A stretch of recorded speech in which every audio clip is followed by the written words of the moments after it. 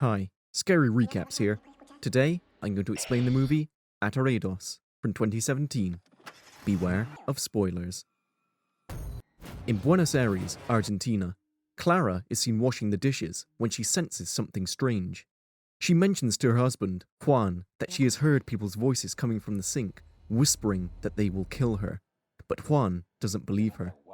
That night, Clara wakes up and goes to the bathroom.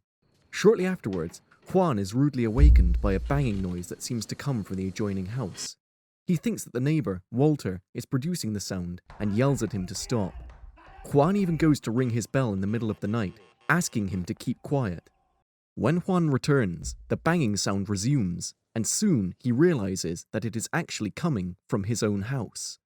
He goes to the bathroom to check up on Clara, and as he opens the door, he witnesses in dread a horrifying scene. Clara's dead body is raised inches above the floor, held by an invisible force, and cruelly banged into one wall and then another. Juan cries out and tries in vain to stop this nightmarish spectacle. At the police station, Hanno, Dr. Maro Albrecht, and Dr. Rosenstock, paranormal investigators, believe that Juan didn't kill his wife. They ask him what he remembers before the incident. Juan tells them about an accident with a dead boy and also that his neighbor Walter was repairing some things at odd times in the day.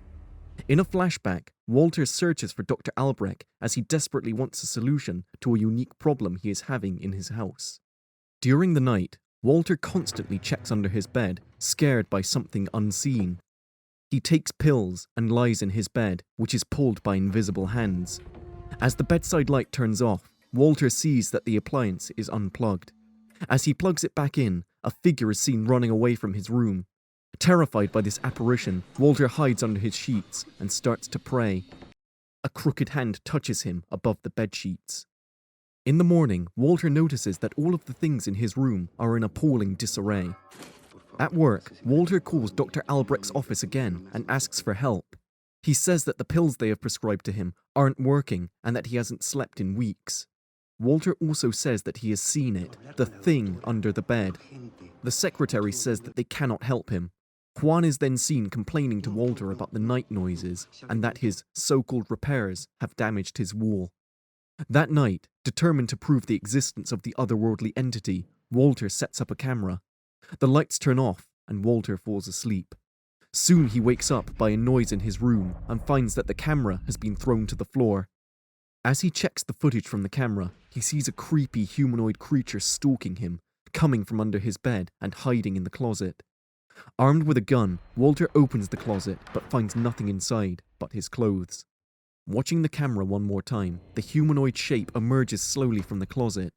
Walter catches its reflection on his gun, but as soon as he goes to take it, the humanoid grabs it and Walter screams in pain. In the morning, a boy goes to fetch his ball. He stops by Walter's house to drink some water and is startled when Walter shouts at him to leave for his own good. As the boy steps backwards, he is suddenly run over by a bus and dies. Meanwhile, Juan mends the damage on his wall when he and the neighborhood are alarmed by the death of the little boy. Alicia, the mother of the dead child, is seen accompanied by Clara and Juan to her house after the funeral. Later on, Alicia witnesses bloody footprints leading straight to her house. Hanno receives a call in the middle of the night from Funes. He is informed of the incident and he is asked to come to Alicia's house.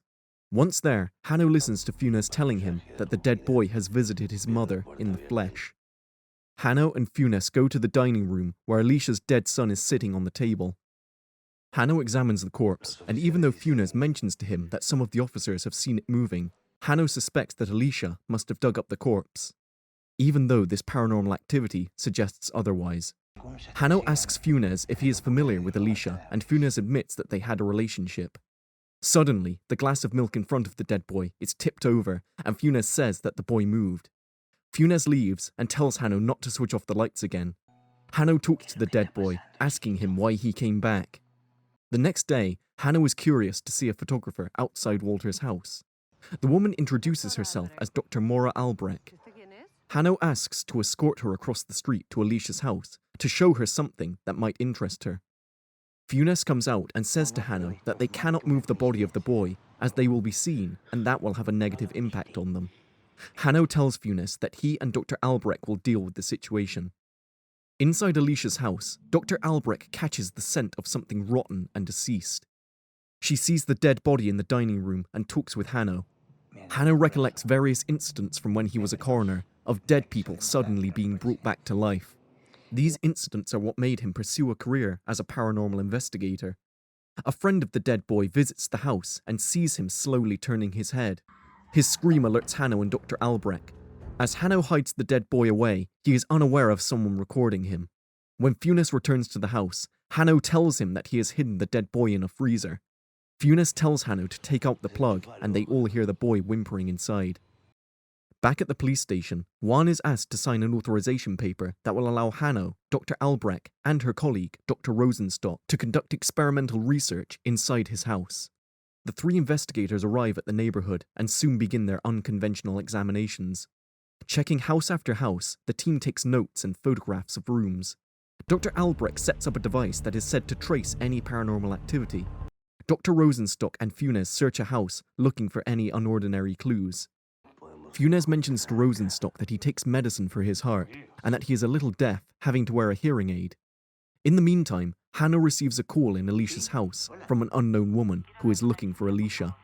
Hanno informs her that Alicia isn't there, but when he asks her who she is, the woman abruptly hangs up. As Funes and Rosenstock search around, Rosenstock comes across a set of cutlery with a spoon defying the laws of gravity. As he examines it, he is stabbed by a knife in his hand. Funes struggles to release the knife, but Rosenstock tells him that the entity which injured him is hiding in the cabinet and is sucking his blood. Funes points his gun at the cabinet, but once Rosenstock opens it, he sees nothing inside. The cutlery then swoops away, and Rosenstock manages to release him. Tending to his wound, Rosenstock asks Funes to clean the blood in the kitchen because it attracts spectres. As things move around of their own volition, Funes wipes some of the blood before getting scared and abandoning the kitchen. He phones Hanno and informs him that he cannot do this. Hanno notices a person standing by the window across the street and thinks that it is Funes. Funes says that he is the only one there at the moment. Hanno observes the strange person and suddenly he sees it in front of him. At the same time, Dr. Albrecht experiences a few weird things and observes the gaping crack on Juan's wall. Rosenstock shows Funes the different perspectives of light and darkness, and Funes witnesses a terrifying humanoid moving under the bed. Funes flees in terror and goes to find Hanno. Hanno, however, is nowhere to be found. Funes sees a blood spot and hears strange moaning sounds coming from inside a cupboard. He moves the furniture and breaks one side of it, seeing an altered Hanno inside pleading for help. Dr. Albrecht attempts to get Walter out of the crack when Funes goes to her and asks for medical assistance for Hanno. Albrecht tells him not to believe anything he is watching or hearing. She also tells him that life has many layers, of which very few are visible to living humans. All of a sudden, a horrifying hand grabs Dr. Albrecht and pulls her inside the crack, breaking her neck in the process. Funes then has a minor heart attack and collapses. Struggling to breathe, a hideous entity crawls out of the crack and slowly approaches him. Funes, however, comes around. He puts the hearing aid back on and witnesses another monster and also a man outside the house taking photographs of him. Funes tries to get out of the house and Alicia shows up. He tells her to get out of here, but Alicia accuses him of making her look like a crazy person and that he put her child in the freezer. Eventually, Alicia agrees to help him out. But as Funes walks to his car, he sees her dead son in the back seat. Alicia says that she couldn't leave him there. Funes retreats to his car, and, as a nearly decapitated body runs to him, Funes starts the engine and drives away in a heartbeat. Putting a safe distance between him and the horrors, Funes stops to catch his breath and digest what has happened. He receives a call on the dispatch radio. Enrique, an officer, tells him that they are looking for him. Funes orders him to leave the accursed neighborhood, and Enrique complies. Gazing at the bloody handmark on his window, Funes decides to return to the place he barely got out of alive. Inside Alicia's house, Funes soaks everything with gasoline. Before he leaves, he discovers that Alicia has hanged herself. Funes tries to light a match, but he fails twice because of mysterious gusts of wind.